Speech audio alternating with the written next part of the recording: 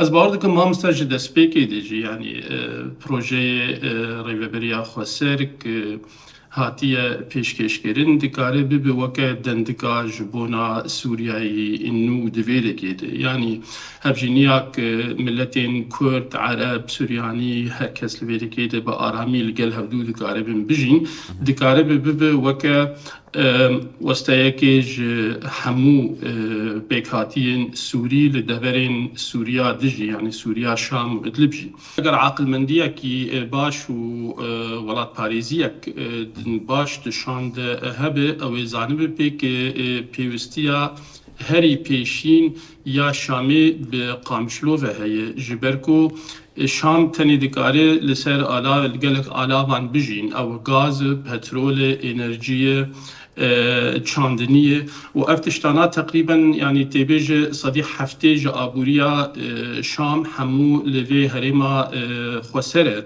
Ji ber vê yekê jî yanî eger destekek di Şamê de hebaya û eger biryareke siyasî Xweser di Şamê de hebaya gerek bû di a pêşî de ji tecrüba Rojava west girtibaya û têkilî a herî pêşîn bi ewan re çêkiribaya ne bi gel kesên dive ji ber ev hem tecrüba wê jî weke tecrüba Idlibê got Xwedêgiravî Ehmed Şerع dibêje tecrüba me ya avakirina dewletekê hebû, tecrüba Rojava bi avakirina dewletekê ji awan hê bêhtir bû.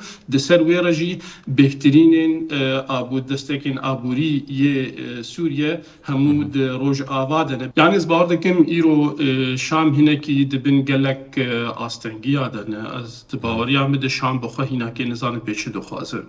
Yani ji wana re li gora projeyê ku hate danîn ji nîşka ve weke dîwarê Berlîn dema ku hate herrifandin di destpêkê de bêgo her kes bizanibe wê çawa bibe wê berê hespê wan li kwîlekê be. Ez bawer dikim îro kesên gelê Şamê jî rûniştîne bi her tiştî nizanin. Ji hêlekê de bandora Tirkiye bandoreke gelek mezin lê heye. Ji hêla din de İsraîl geçtiye sînorê Şam.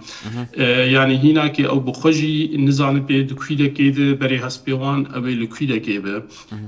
Ji hêla din de Şam bi xwe hinakê nikare beryarekê bide ka evan komên leşkerî yê ku tabiê serûberê Tirkiye ne tanha îro hinakê ti beryar nestendiye bi beryarekê ku ewan tevî li artêşa Sûrî bike ku aramiyekê tê xinava Sûrî